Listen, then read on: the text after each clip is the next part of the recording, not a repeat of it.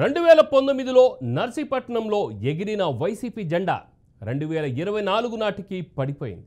మళ్ళీ గెలుస్తామని ధీమాతో ఉన్న వైసీపీ సిట్టింగ్కు ఝలక్ తగిలింది. ఘోరంగా ఓడిపోయారు.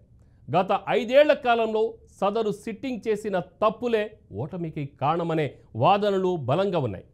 మరి ఈసారైనా గెలుస్తారా లేదా అనే సందేహాలు తెరపైకి వస్తున్నాయి.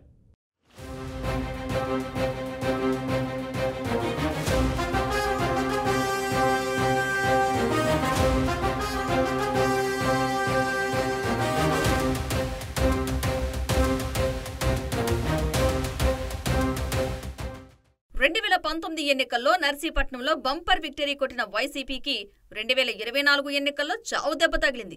టీడీపీ అభ్యర్థి అయ్యన్న పాత్రుడు చేతిలో ఆ పార్టీ అభ్యర్థి పెట్ల ఉమాశంకర్ గణేష్ ఘోరంగా ఓడిపోయారు. దాదాపు 24,676 ఓట్ల మెజార్టీతో అయ్యన్న సూపర్ విక్టరీ అందుకున్నారు. దీంతో పెట్ల ఉమాశంకర్ గణేష్ భౌతవ్యం ప్రశ్నార్థకంగా మారింది.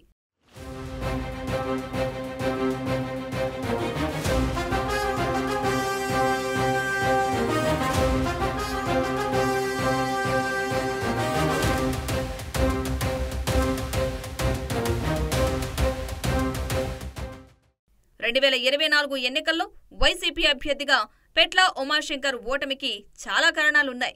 అవినీతి ఆరోపణలతో పాటు పలు విమర్శలు కూడా ఉన్నాయి. వైఎస్ జగన్ ప్రభుత్వంలో వచ్చిన సంక్షేమ పథకాలు తప్ప నియోజకవర్గంలో ఎలాంటి అభివృద్ధి కార్యక్రమాలు జరగలేదు అనేది మరో చర్చ. ముఖ్యంగా నర్సీపట్నం మున్సిపాలిటీని అస్తవ్యస్తం చేస్తారు సార్.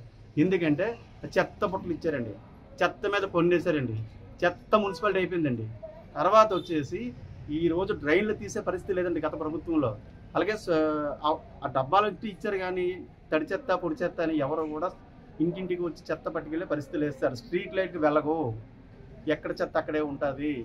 కాలువలు ఏముందంటే రోడ్ల నుంచి పారుతాయండి వర్షాలు పడితే. ఇంటికి పన్నేస్తున్నారు కానీ ఎక్కడ కూడా ఎటువంటి కల్వర్ట్స్ కానీ రోడ్స్ కానీ వాళ్ళ వైసీపీ వాళ్ళకి ఇచ్చుకున్నారు తప్ప మనకి అందరూ సమానమైన ఆలోచన భావం ఇవ్వలేదండి. నెక్స్ట్ ఏంటంటే వాళ్ళు డ్రైన్లు లేకుండా కల్వర్ట్లు లేకుండా కొన్ని కార్యక్రమాలు చేశారండి. దానివల్ల మొత్తం కంప్లీట్ డెడ్ అయిపోయిందండి. అండి ఎక్కడికో బాగుందండి. నా వార్డులో కూడా ఒక ఇష్యూ అయిందండి. కొన్ని కబ్జాలు జరిగాయండి. మరి కబ్జాలు చేశారు కాబట్టి వీళ్ళ మీద పార్టీ బలోపేతం విషయంలోనూ పెట్ల ఉమాశంకర్ ప్రయత్నాలు అంతంత మాత్రమే. సీనియర్ నేత అయ్యన్న పాత్రుని కాదని వచ్చిన కేడర్ను కూడా దగ్గర చేసుకోలేకపోయాడు అనే వాదన ఉంది.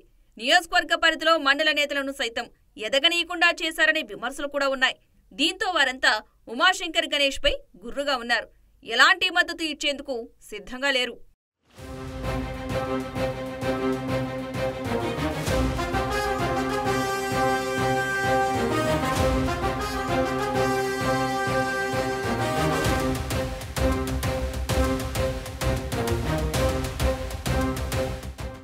మాజీ ఎమ్మెల్యే ఉమాశంకర్ గణేష్ పై అవినీతి ఆరోపణలు కూడా పెద్ద ఎత్తున ఉన్నాయి.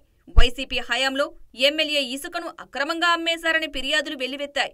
అంతేకాదు తనపై వచ్చిన ఆరోపణలను ఖండిస్తూ టీడీపీ నేతలే శాండ్ను అమ్మేశారని తిరిగి ఫిర్యాదులు కూడా చేశారు.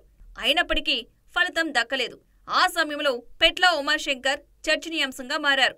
పార్టీని నమ్ముకున్న కేడర్ను కూడా పెట్ల ఉమాశంకర్ ఏమీ చేయలేదనే వాదనలు కూడా బలంగా ఉన్నాయి.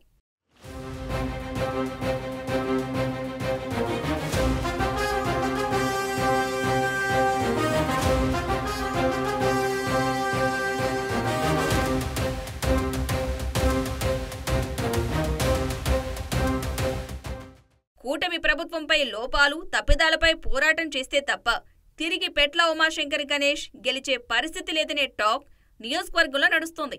అయ్యన్న పాత్రుడు లాంటి వ్యక్తిని ఢీకొట్టాలంటే ఉమాశంకర్ చాలా బలమైన పోరాటం చేయాల్సిన అవసరం ఉందని నియోజకవర్గ ప్రజలు అభిప్రాయపడుతున్నారు.